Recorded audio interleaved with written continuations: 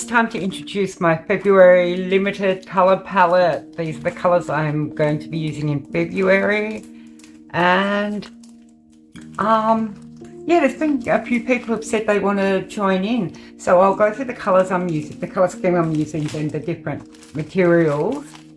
And I'll put in the description like a better thing of what I'm actually using. And then yeah, if you want to join in, you can do the same colors as me and we can all work together on that during February. Otherwise, yeah, you don't have to use the same colors I do. I'm not going to come around and police this or anything. If you want to just have your own limited palette, then do that, and yeah, it'll be great either way. So I just noisily, while I was filming, opened this. I'm using the Jackson Studio sketchbook. I bought a few of these. They were in my what do you call it, haul I did a couple of weeks ago. They are 20 pages, which I think is a great size for a monthly challenge. That's 20, like that's less than one sketch a day, so you're not really having that great pressure. Like sometimes challenges just can get a bit much, a bit overwhelming. So yeah, 20 pages I think is a great length, and it's an A5 sketchbook, so it's easy to carry in your bag if you're out gallivanting around and want to do some sketching. So let's get started. I'll introduce you to the main palette and the colors, like sort of the core colors, I guess, the colors that I used when I was picking this out, so that we've got the basic idea. So yeah, I really wanted to get out of my comfort zone with the palette this month and use some colors I don't normally use.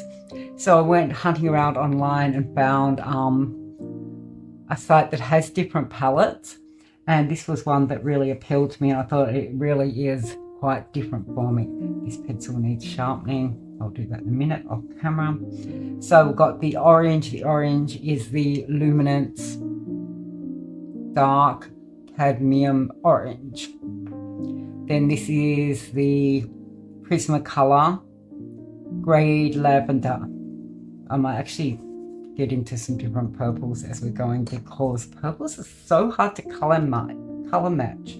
And then finally, cool grey. I think it's really important to have a cool grey with this, because otherwise, you know, it can get a bit too much like the purple. I was going to add in a green. I got a green in my art haul last week and I really loved it, but it was a really hard to match tone of green, so I think I might leave that for another challenge. So now we've got these three basic colors. So let's now start seeing what we've got, what other materials, like extending the materials range. So I've got that orange. Got this is about as close as I could find in the neocolors that we have. I feel like I've got a lot of neocolors somewhere and I don't know where they are. Lost neocolors. But yeah, that's as close as I've got. Not sure if I need both the Ecoline, the Tombow and the Ecoline. They're very similar. So I might ditch one of those, and it'll probably be the Tombow. I'd hate carrying Tombows around because they're so long.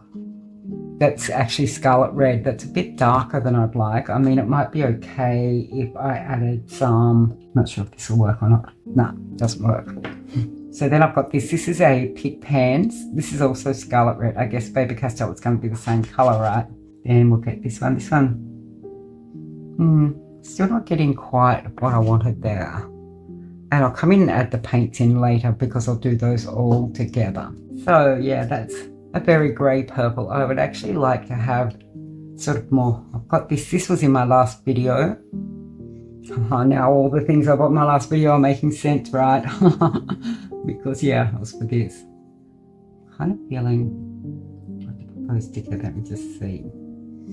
That purple, that orange, and the grey. That's a different grey. Yeah, I think having the brighter purple, it does make it look a little bit Halloweeny.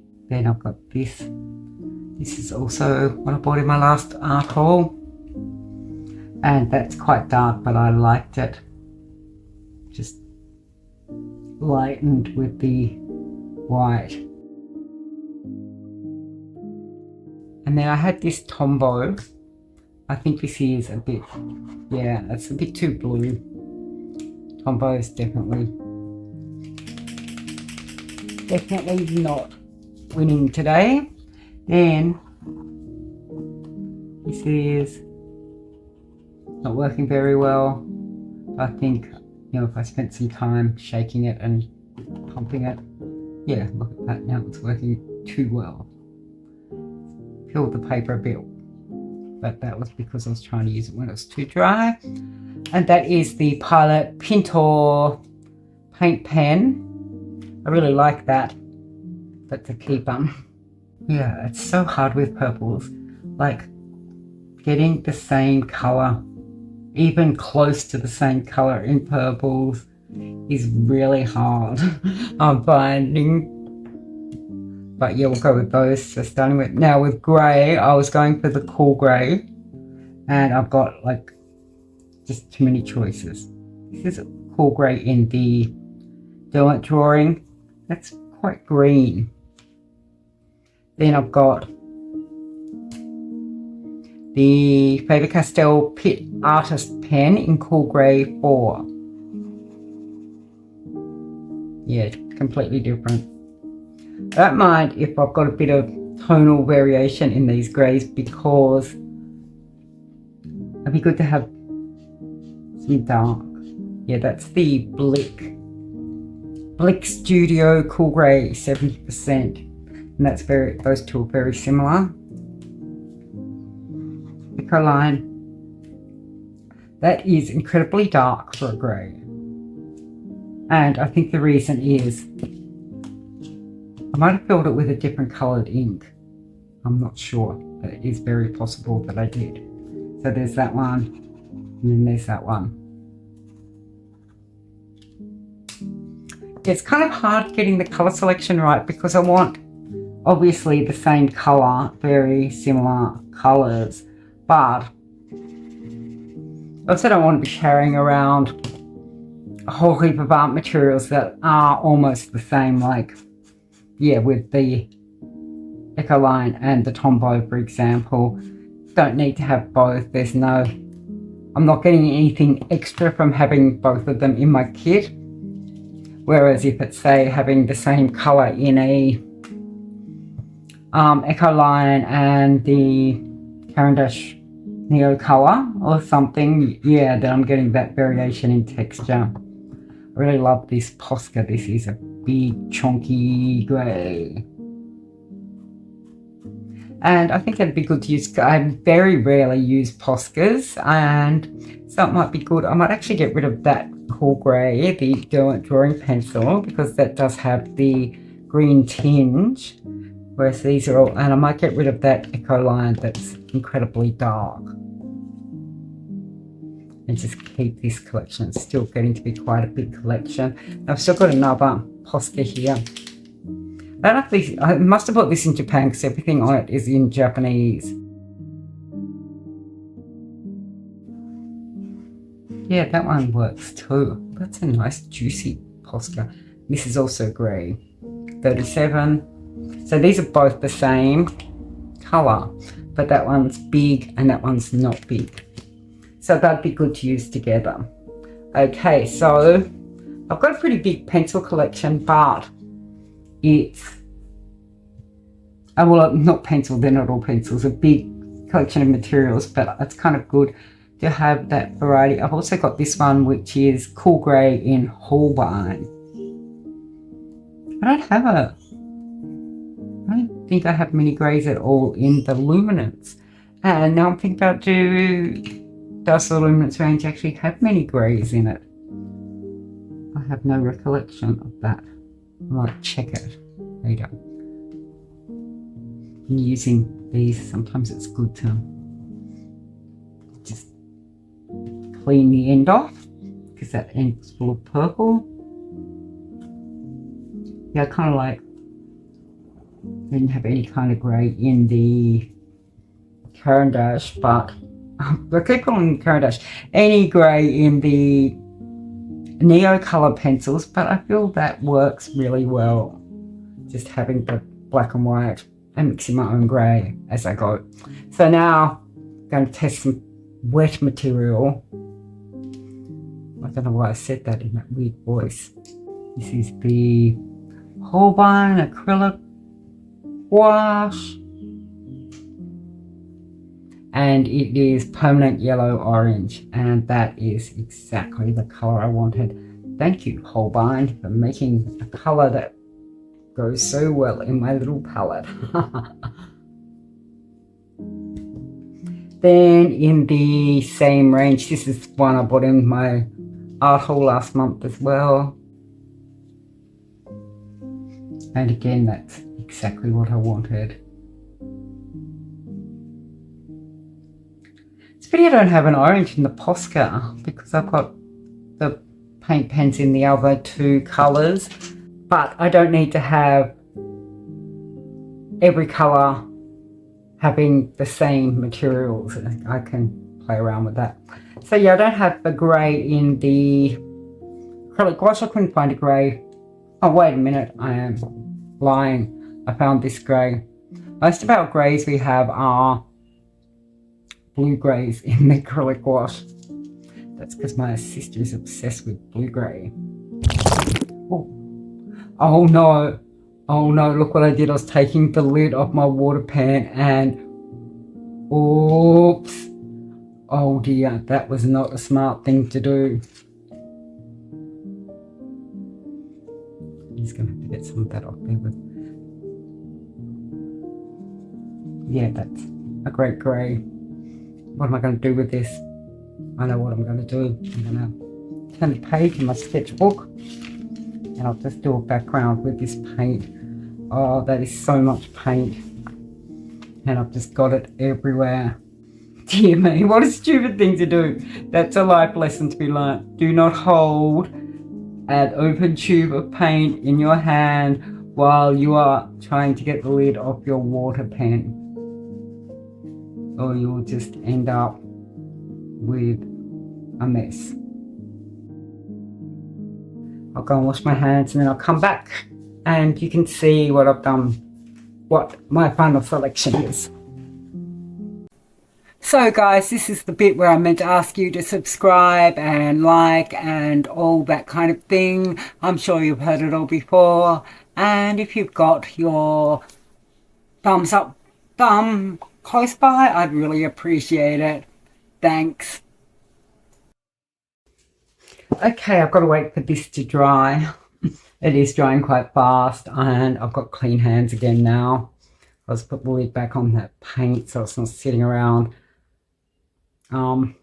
waiting for another disaster to happen.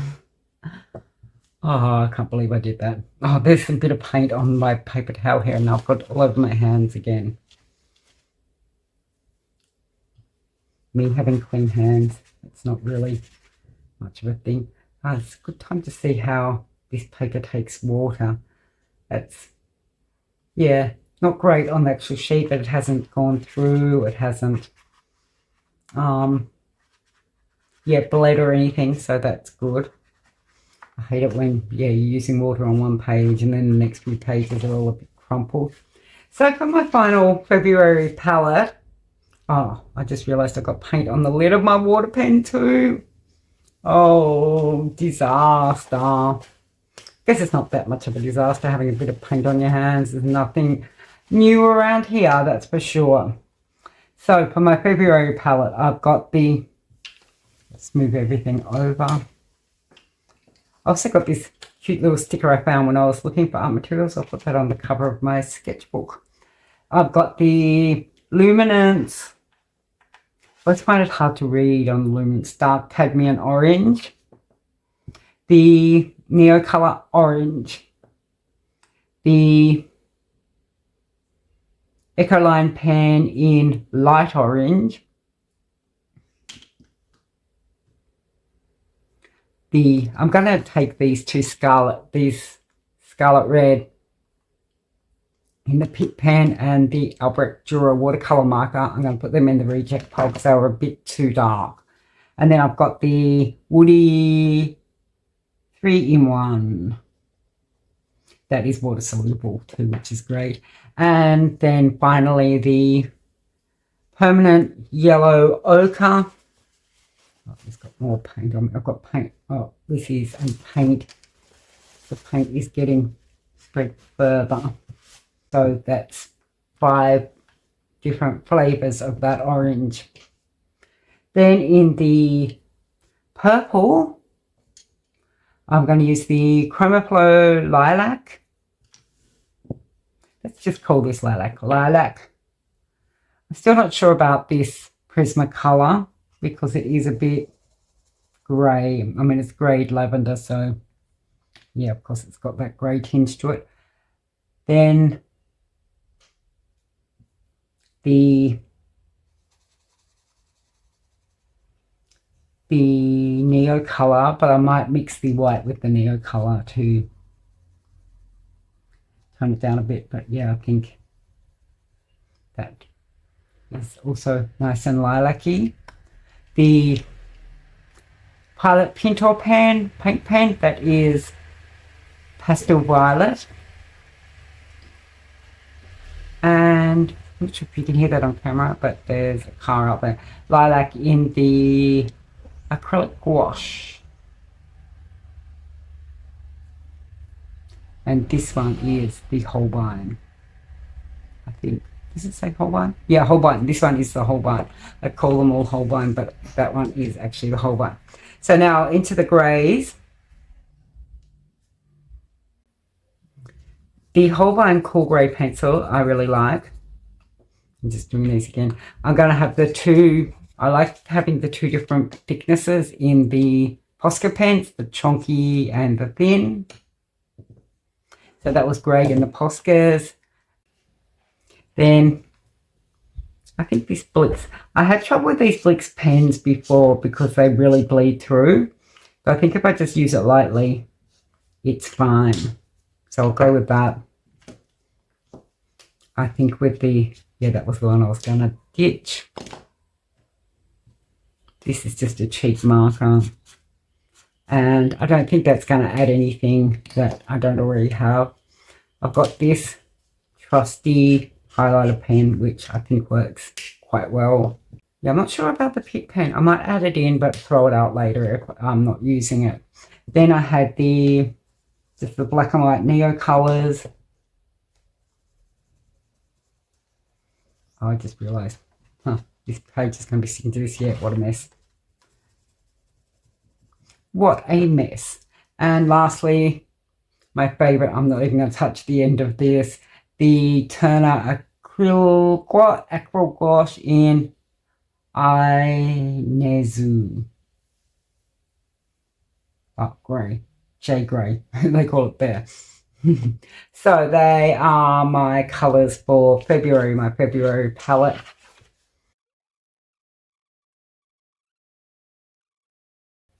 And lastly, I just thought of this then, I might try a bit of blending with these.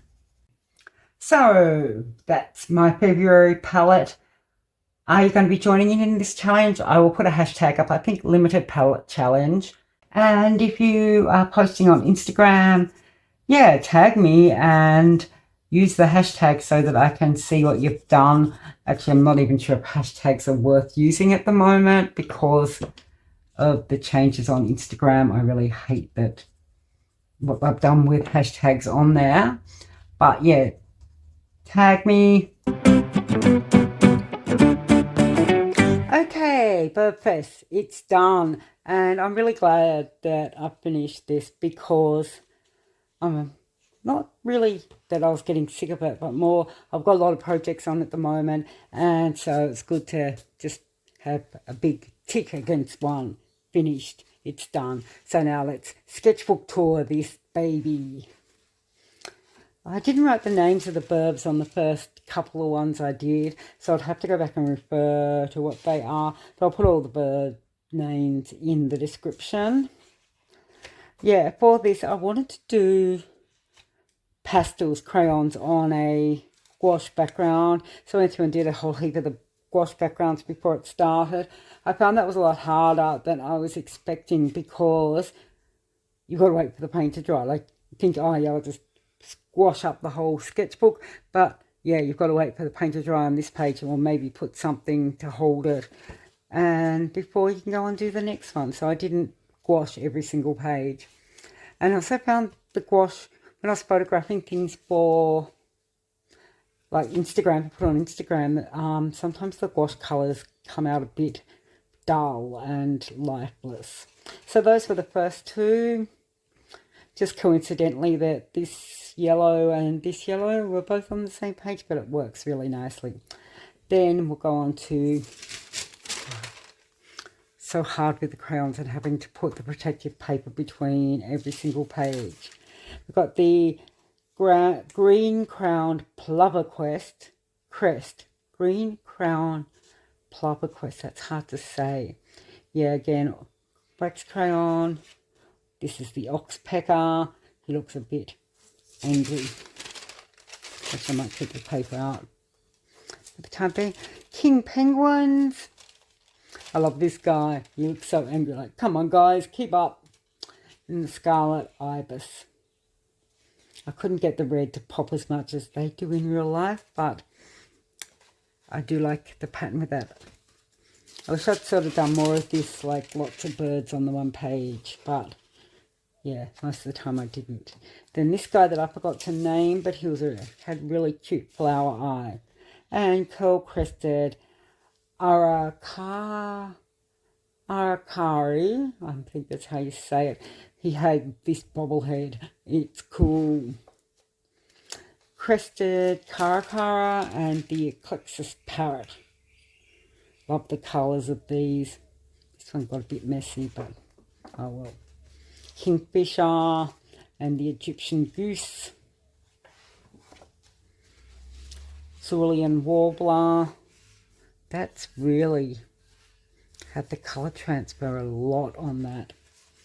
And on this, I must have had it sitting in the sketchbook for a while without paper between it, because that is really transferred. All this here and here and here and here. That's sad. Then in the middle of the sketchbook, we've got these green and yellow barbet. I love the spots on these birds. They're cool. And the snow bunting. I did the little bat baby because I thought that'd be easier. I wanted an easy one to knock it off.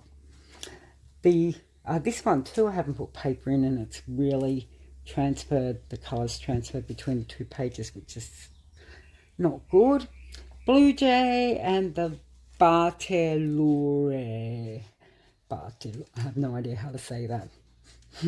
This guy, he was so funny with his curly, smishy hair. Forgot to say what that one was. I like this one. This is one of my favourites, I think, from Birbfest. With all the bluebirds, blue and grey birds sitting in the tree.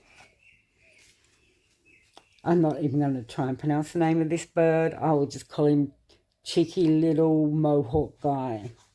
And the little bee eater. This one was done in the Woody 3-in-1 crayons, which are a lot less messy.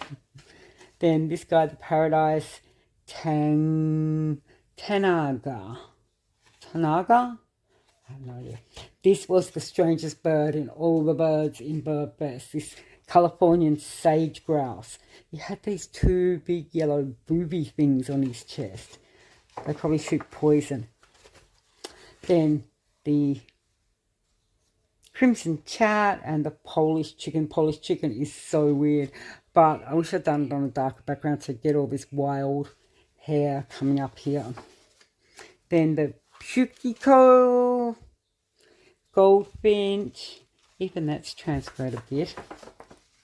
This was my favourite, the Harpy Eagle. He looks like he would sit down and give you life advice and then rip your eyes out. The Diamond Firetail, also a pretty cool bird. And finally, the white-browned tit warbler. I'm not sure why it's called white-brown because it's actually blue and purple.